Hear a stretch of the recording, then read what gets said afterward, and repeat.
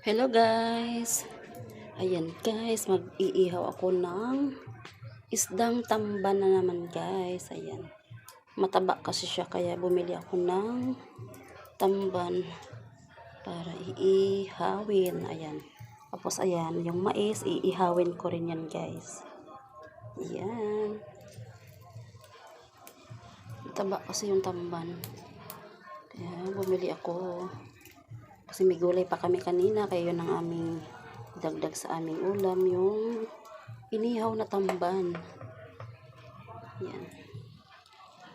Dito ako sa loob ng bahay nag-iihaw guys. Yan. Kasi may nagiinuman doon sa labas. Yan.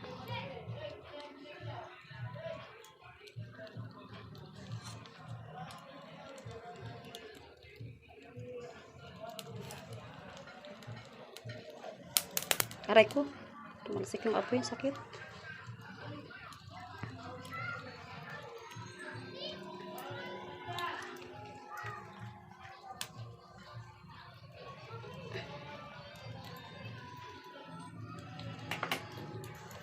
Gusto ko sana sa mais guys iihaw yung kulay dilaw. Yung yellow corn.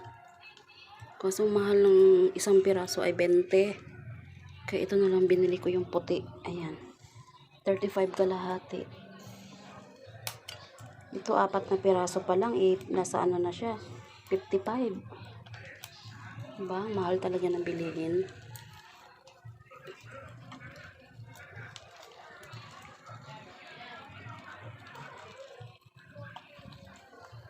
Yan, umusok-usok. Gusto ko mag-ihaw sa labas guys, kaso napakausok dun sa ano. May sinampay kasi sa labas. Kaya pagka merong sinampay sa labas, hindi ako nag-iihaw sa labas kasi yung usok niya ay didikit sa mga damit, lalo na kung bagong laba yung damit. Kaya ayoko nang nakakapirwisyo ako sa ibang tao. Kaya dito na lang ako sa loob nag-iihaw.